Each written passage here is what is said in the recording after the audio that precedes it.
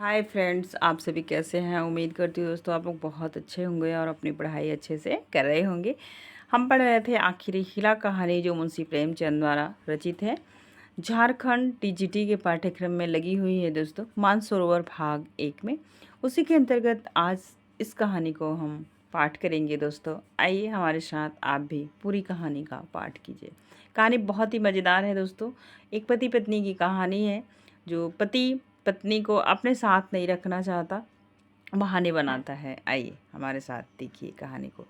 यद्यपि मेरी स्मरण शक्ति पृथ्वी के इतिहास की सारी स्मरणीय स्मरणीय तारीखें तारीखें भूल गई, वह तारीखें जिसे रातों को जाग कर और मस्तिष्क को खपाकर याद किया था, मगर विवाह की तिथि समतल भूमि में एक स्तंभ की भांति अटल है। न भूलता हूँ न भूल सकता हूँ। उससे पहले और पीछे की सारी घटनाएं दिल में मिट गई, उनका निशान तब बाकी नहीं। वह सारी अनेकता एक एकता में मिश्रित हो गई और वह मेरी विवाह की तिथि है। चाहता हूँ उसे भूल जाऊं, मगर जिस तिथि का नित्य प्रति सुमिरन किया जाता हो वह कैसे भूल जाए। नित्य प्रति सुमिरन क्यों करता हूँ, यह उस विपत्ति मारे से पूछिए जिसे भगवत भजन के सिवा जीवन के उद्धार का कोई आधार न रहा हो। लेकिन क्या मैं वैवाहिक जीवन से इसलिए भागता हूँ कि मुझ में रसिकता का अभाव है और मैं कोमल वर्ग की मोहिनी शक्ति से निर्लिप्त हूँ और अनासक्ति का पद प्राप्त कर चुका हूँ। क्या मैं नहीं चाहता हूँ कि जब मैं सैर करने निकलूँ तो हृदयेश्वरी भी मेरे साथ विराजमान हो। विलास वस्तु की दुकानों पर उनके साथ जाकर थोड़ी देर के लिए रस्म आग्रह का आनंद उठाऊं। मैं उस गर्व और आनंद और महत्व का अनुभव कर सकता हूँ जो मेरे अन्य भाइयों की भांति मेरे हृदय में भी आंदोलित होगा। लेकिन मेरे भाग्य में वह खुशियाँ, वह रंगरेलियाँ नहीं है। क्योंकि चित्र का दूस क्योंकि क्योंकि चित्र का दूसरा पक्ष भी तो देखता हूँ। एक पक्ष जितना ही मोहक और आकर्षक है, दूसरा पक्ष उतना ही हृदय विदारक और भयंकर है। शाम हुई और बदन सीव बच्चे को गोद में लिए तेल या ईंधन की दुकान पर खड़े हैं। अंधेरा हुआ और आप आटे की पोटी बगल में दबाए गलियों में यूं कदम बढ़ाए हुए निकल जाते हैं मानो चोरी की है। सूर्य निकला और बालकों की गोद में लिए होम्योपैथ डॉक्टर की दुकान में टूटी कुर्सी पर आरूढ़ है। किसी खोजे वाले की रसीली आवाज सुनकर बालक ने गगनभेदी विलाप आरंभ किया और आपके प्राण सूखे। ऐसे बापों को भी देखा है जो दफ्तर से लौटते हुए 2 पैसे की मूंगफली या रेवड़ियाँ लेकर लज्जा इस्पत तीव्रता के साथ मुंह में रखते चले जाते हैं कि घर पहुँचते पहुँचते बालक के आक्रमण से पहले ही यह पदार्थ समाप्त हो जाए। कितना निराशाजनक होता है यह दृश्य जब देखता हूँ कि मेले में बच्चा किसी खिलौने की दुकान के सामने मचल रहा है और पिता महोदय ऋषियों की सी विद्वता के साथ उनकी क्षणभंगुरता का राग आलाप रहे हैं। मतलब जब छोटे बच्चे होते हैं ना तो वो चाहते हैं हमें खिलौना मिल जाए, लेकिन माँ बाप ये सोचते हैं कि गिरेगा टूट जाएगा। चित्र का पहला रुख तो मेरे लिए एक मदन स्वरूप है। दूसरा रुख एक भयंकर सत्य। इस सत्य के सामने मेरी सारी रसिकता अंतर्धान हो जाती है। मेरी सारी मौलिकता, सारी रचनाशीलता इसी दाम्पत्य के फंदों से बचने में प्रयुक्त हुई है। जानता हूँ कि जाल के नीचे जाना है, मगर जाल जितना ही रंगीन और ग्राहक है, दाना उतना ही घातक और विषैला। इस जाल में पक्षियों को तड़पते और फड़फड़ाते देखा है और फिर भी जाल पर जा बैठता हूँ। लेकिन इधर कुछ दिनों से श्रीमती जी ने अविशांत रूप से आग्रह करना शुरू किया है कि मुझे बुला लो। पहले जब छुट्टियों में जाता था तो मेरा केवल कहाँ चलोगी कह देना उनकी चित्त शांति के लिए काफ़ी होता था। फिर मैंने झंझट है कहकर उसे तसल्ली देनी शुरू की। इसके बाद गृहस्थ जीवन की असुविधाओं से डराया, किंतु अब कुछ दिनों से उनका विश्वास बढ़ता जाता है। जब अब मैंने छुट्टियों में भी उनके आग्रह के भय से घर जाना बंद कर दिया है कि कहीं वह मेरे साथ न चल खड़ी हो, और नाना प्रकार के बहानों से उनका आशंकित करता रहता हूँ। उनको क्या करते हैं? आशंकित करते रहते हैं। मेरा पहला बहाना पत्र संपादकों के जीवन की कहानियों के विषय में था। कभी 12 बजे रात को सोना नसीब होता है, कभी रात जगा करना पड़ता है, मतलब पूरी रात जागते हैं। सारे दिन गली गली ठोकरें खानी पड़ती है। इस पर तुर्रा यह है कि हमेशा सिर पर नंगी तलवार लटकती रहती है। न जाने कब गिरफ्तार हो जाऊं, कब जमानत तलब हो जाऊं। खुफिया पुलिस की एक फौज हमेशा पीछे पड़ी रहती है। कभी बाजार में निकल जाता हूँ तो कभी अंगुलियाँ उठाकर कहते हैं वह जा रहा है अखबार वाला। मानव संसार में जिनकी दैहिक आधि दैविक भौतिक आधि भौतिक बाधाएं हैं, उनका हृदय उनका उत्तरदायी मैं हूँ। मानो मेरा मस्तिष्क झूठी खबरें गढ़ने का कार्यालय है। सारा दिन अफसरों की सलामी और पुलिस की खुशामद में गुजर जाते हैं। कांस्टेबलों को देखा और प्राण पीड़ा होने लगी। मेरी तो यह हालत है और हुक्काम है कि मेरी सूरत से कांपते हैं। एक दिन दुर्भाग्यवश एक अंग्रेज के बंगले की तरफ जा निकला। साहब ने पूछा क्या काम करता है? मैंने गर्व के साथ कहा पत्रकार संपादक हूँ। साहब तुरंत अंदर घुस गए और कपाट मुद्रित कर लिए। फिर मैंने मेम साहब और बाबा लोगों को खिड़कियों से झांकते हुए देखा, मानो कोई भयंकर जंतु हूँ। एक बार रेलगाड़ी में सफ़र कर रहा था, साथ और भी मित्र थे, इसलिए अपने पद का सम्मान निभाने के लिए सेकेंड क्लास का टिकट लेना पड़ा।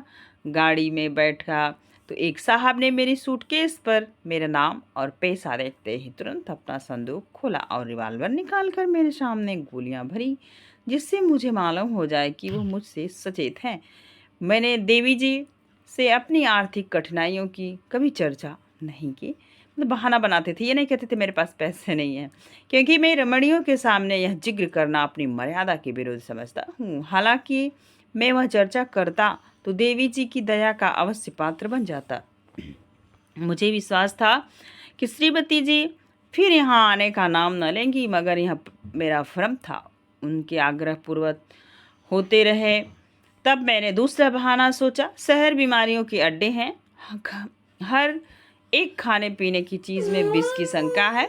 दूध में विष, घी में विष, फलों में विष, साग भाजी में विष, हवा में विष, पानी में विष। एक यह मनुष्य का जीवन पानी की लकीर है, जिसे आज देखो वह कल गायब। अच्छी खासी बैठे हैं, हृदय की गति बंद हो गई। घर से सैर को निकले, मोटर से टकराकर सूरपुर की राह ली। अगर कोई शाम को सांगो पांग घर आ जाए तो उसे भाग्यवान समझो।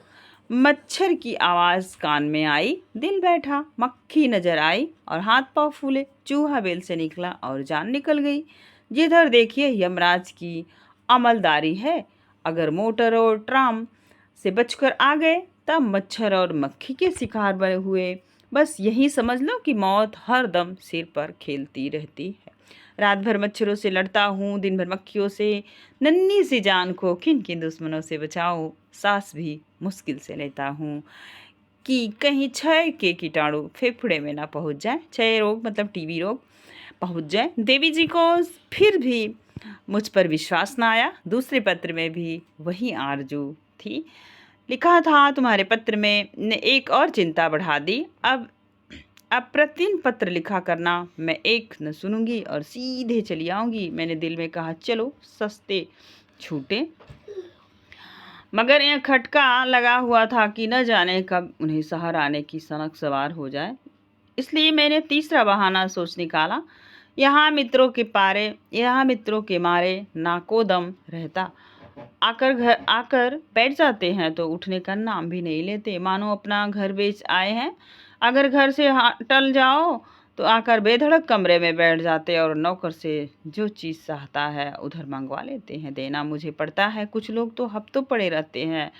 टलने का नाम ही नहीं लेते। रोज उनकी सेवा सत्कार करो, रात को थिएटर या सिनेमा दिखाओ, फिर सवेरे तक ताश या शतरंज खेलो। अधिकांश तो ऐसे हैं जो शराब के बगैर जिंदा ही नहीं रह सकते।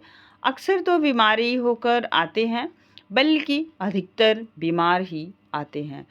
अब रोज डॉक्टर को बुलाओ, सेवा शुश्रूषा करो, रात भर सिरहाने बैठे पंखा झलते रहो उस पर, यह शिकायत भी सुनते रहो कि यह कोई हमारी बात भी नहीं पूछता।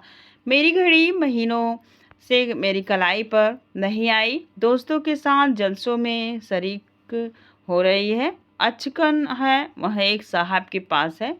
कोट और दूसरे साहब ले गए, जूते और एक बाबू ले उड़े। मैं वहीं रद्दी कोट, वहीं चमरौधा जूता पहनकर दफ्तर जाता हूँ। मित्रवृंद ताड़ते रहते हैं कि कौन सी नई वस्तु लाया है। कोई चीज़ लाता हूँ तो मारे डर के संदूक में बंद कर देता हूँ। किसी की निगाह पड़ जाए तो कहीं न कहीं न्योता खाने की धुन सवार हो जाए। पहली तारीख को वेतन मिलता है तो चोरों की तरह पर दबे पाँव घर आता हूँ कि कहीं कोई महाशय रुपयों की प्रतीक्षा में द्वार पर धरना जमाए न बैठे हो। मालूम नहीं उनकी सारी आवश्यकताएं पहली ही तारीख को बाट क्यों जो होती है रहती हैं। एक दिन वेतन लेकर 12 बजे रात को लौटा, मगर देखा तो आधी दर्जन मित्र उस वक्त भी डटे हुए थे। माथा ठोक लिया।